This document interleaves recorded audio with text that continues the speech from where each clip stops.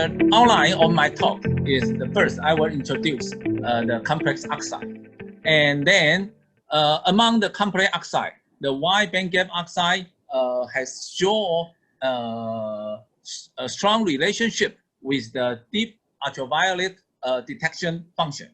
So why we choose the zinc gallium oxide, I will explain. And the third part is the quasi-single-crystalline zinc gallium oxide field. Because it enhances the crystallinity, we will have the better deep UV detector performance. And finally, I will give a summary about this talk.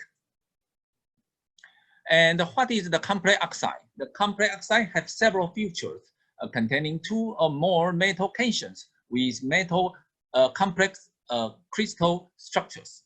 And the composition, their composition have similar crystal structure, which allows their electronic, optical, magnetic, and ionic properties to be selected within a similar processing conditions.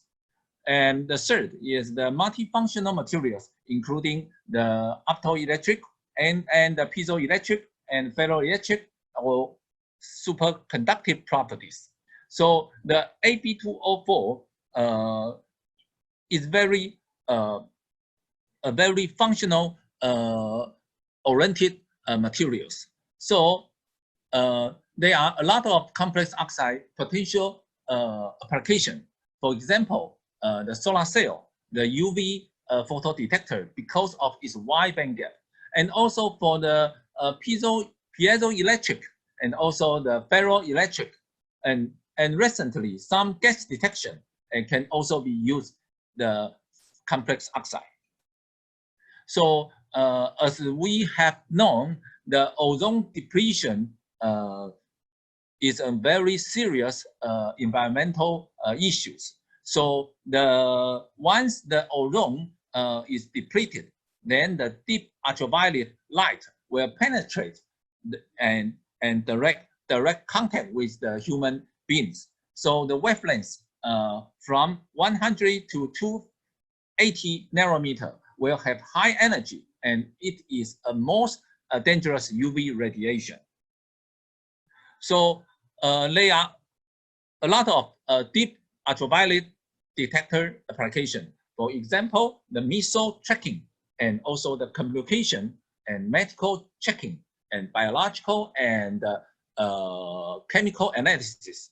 Also, for a very popular is for home security, the flame detection. And in power plant, we will need the corona discharge detection. So the deep UV, that means a solar blind has a wide range of application. So for the wide bandgap oxide material, typically we know about the 3 electron volt is about the zinc oxide, titanium oxide, and the gallium oxide have higher than the 4 electron volt. And the aluminum gallium oxide is also another potential candidate. And we will find the zinc gallium oxide about 5 electron volt has the higher wide bandgap. So these topics, we explore the potential for the zinc gallium oxide, this complex oxide for UV detection. Conventional oxide like the zinc oxide and titanium oxide, there are Wu-Zai structures. And also the titanium oxide has some entice or rutile. So for both material, the direct bandgap about the 3.44 electron volt, and the TiO2 is 3.2. So its high thermal and chemical stability can be achieved for these conventional oxide. That means the zinc oxide and titanium oxide. But they are limited to their bandgap about the 3.5 or 3.2 electron volt. So another group of the wide bandgap material we call the gallium oxide and aluminum gallium oxide. The gallium oxide is a monolithic structure. The bandgap can from the 4.3 to 4.9 electron volt, and in the past it had good luminescence properties and also for high visible transmission. So the challenge for this material is the poor conductivity, and also the bandgap will be changed by the defects. So some other previous report, the characteristic of aluminum doped gallium oxide, we call the aluminum gallium oxide. The bandgap can be wider than the gallium oxide, but the crystallinity will be destroyed by a large amount of aluminum content. So the trade-off of bandgap and crystallinity quality should be taken care. So for this talk, we focus on the wide bandgap oxide material we call the ZnGa2O4 oxide. The ZnGa2O4 oxide, the structure is a spinel. The spinel structure with wide bandgap higher than the 5.1 or 2. This range, this bandgap, very suitable for deep UV region. And the challenge for this material is the zinc atom in the composition easily diffuse out.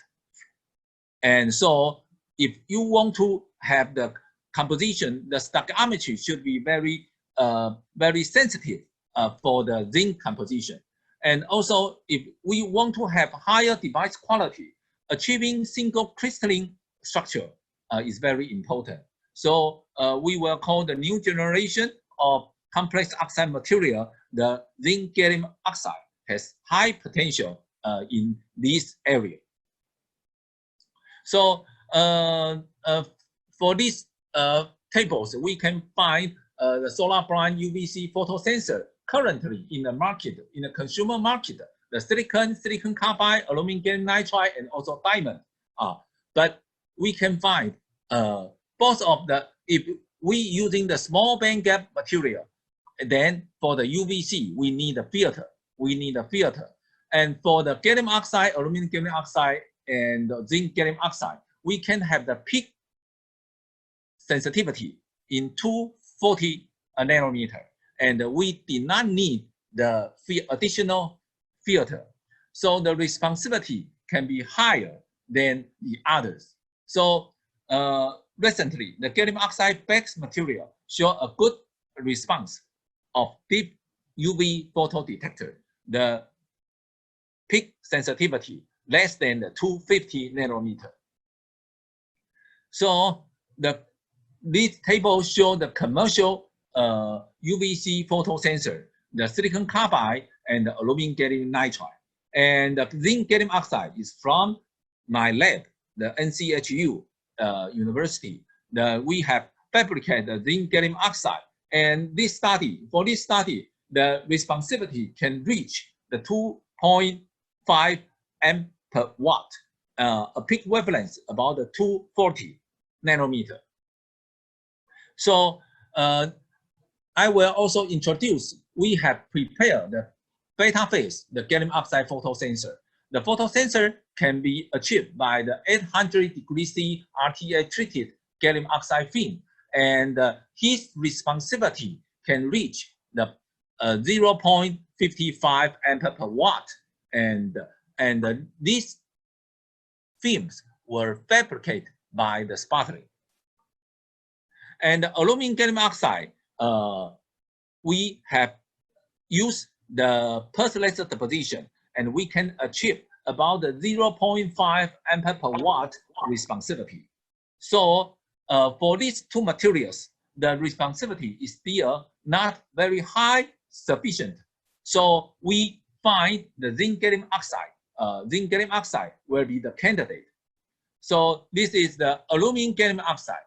When we add the aluminum content into the gallium oxide, we will find the surface roughness. The surface roughness will be changed, and we also have the 1.3 amp per watt if using the sputtering. So in the past, the zinc gallium oxide also can be fabricated using the narrow wire. The method is the VLS, the vapor, liquid, solid method. And for this method, or using the Sorgier method, although the responsibility is very high, but the peak wavelength is not located in the deep UV region. The lambda max above 300 nanometer is located at the UVB, and the surface of the narrow wire had a large amount of defects. So the performance was easily degraded by more moisture environment. So for this research, we using this very conventional sputtering, and but for the conventional sputtering, for this complex oxide, the composition control is very important. The following is some experimental condition. For how to fabricate the photodetector.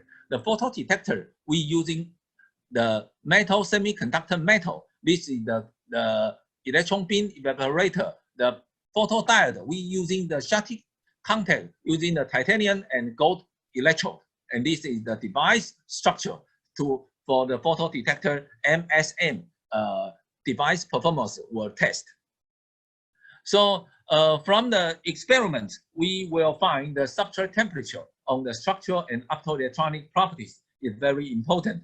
And so we first select this condition to test. So we will find the as deposit ZGO films with various substrate temperature and the diffraction peaks of 111 and 222 and 333 crystalline plane were the spinel zinc gallium oxide crystal plane families. And also the atoms have higher kinetic energy on the gross surface to form the zinc gallium oxide. And the increased roughness were due to the increase of grain size. So we can find the transmission electron microscopy, the image of the zinc gallium oxide, as deposited with the substrate temperature of 400 degrees C and 600 degrees C.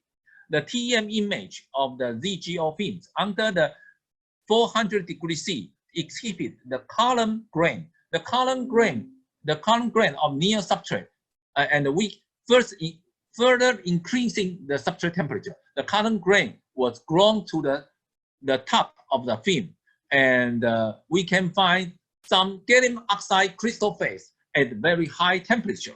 That means some zinc disappeared. So we can, with increasing the substrate temperature, this is the GDX, gross discharge element analysis, optical emission analysis. We can find if we increasing the substrate temperature, a decrease in zinc content occurs due to the zinc atom out diffusion, resulting in the emergence of the gallium oxide crystal phase in the films. So this is very important. So the substrate temperature, these figures show the substrate temperature dependent on the optical bandgap.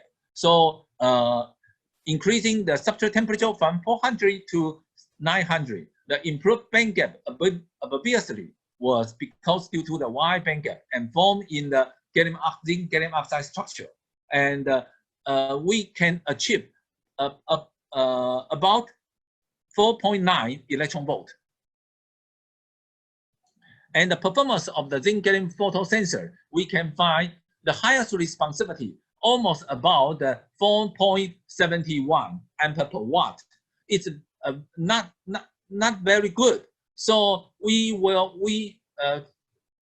want to find another approach how to improve the crystalline structure, and we can find this is the responsivity spectrum. We can find in the visible region the response is very low, and this is the deep UV region. It has the high response. So we further improve by the annealing. The annealing to improve the structure of the zinc gallium oxide. This is the X-ray diffraction. We can find for the using the rapid thermal annealing.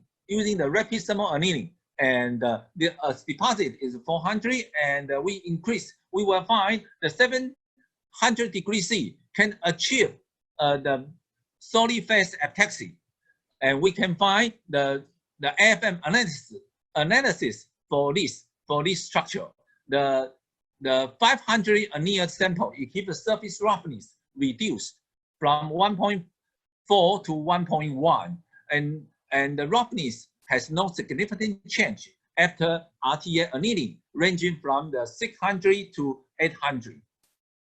So this is the most important is the direct evidence for the quasi-single crystalline structure via the solid phase epitaxy. This is the as deposited 400 degrees C, and this is the after rapid thermal annealing for the 700 degrees C. Originally, we can find this is the some small nanocrystalline, and after the rapid thermal annealing, a solid phase epitaxy, we can find the column structure and leading to the good crystalline phase.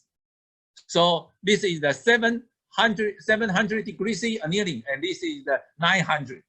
For the 700 degrees C, increasing the rapid thermal annealing temperature, the zinc gallium oxide tuning to disorder, and the gallium phase emerged. So the 900, we will find some gallium oxide phase, but for the 700 degrees C, fully quasi-single crystalline zinc gallium oxide film was achieved. So the mechanism for the solid phase epitaxy process can be demonstrated in these figures. The rapid thermal annealing can provide additional energy to rearrange the localized bond at the interface between the amorphous and crystalline. So from the amorphous state to nearly quasi-single crystal is here. But if you further increase the annealing temperature, a lot of there are some gallium oxide phase appeared. That means the zinc can out diffusion. So this is the band gap we can find. If we use the rapid thermal annealing, and the exposite band gap is about can be adjusted, and 4.1 and 5.1 electron volt was achieved at high temperature annealing. This is really the zinc gallium oxide band gap, the 5.1 electron volt, higher than the gallium oxide. So this is the performance. We can find the performance of the zinc gallium oxide can achieve the 2.53 ampere per watt. This is the among all the wide bandgap oxide. This is the higher than the gallium oxide and aluminum gallium oxide, and the relative enhancement of the 256% compared with a deposited photodetector can be used the 400 degrees C sample and the rapid thermal annealing at 700 degrees C to maintain the stoichiometry of the zinc gallium oxide. Higher annealing temperature will make the zinc out diffusion, and the performance is not good as the 700 degrees C treatment. So this is a comparison. You can find from this PPT the gallium oxide, the aluminum gallium oxide, and the zinc gallium oxide. So the complex oxide, although the structure is spinel, but it indeed shows higher performance than conventional gallium oxide and aluminum gallium oxide, because the higher responsivity due to the higher crystalline with superior carrier transport. So from my talk, I will summarize the wide bandgap zinc gallium oxide film of bandgap about 5.1 electron volt can be achieved by using conventional sputtering. And we improve the crystalline structure and can achieve a quasi-single crystalline zinc gallium oxide via a solid phase epitaxy and with the rapid thermal annealing. And the responsivity of the annealing zinc gallium oxide photodetector can reach the 2.53 ampere per watt, much higher than the responsivity we obtain for the gallium oxide. So the result presented here, we show the complex oxide, for example, the zinc gallium oxide, have high potential for wide bandgap materials application. So we acknowledge this the acknowledgement of this work was supported by the Ministry of Science and Technology Taiwan and also the Ministry of Education in Taiwan.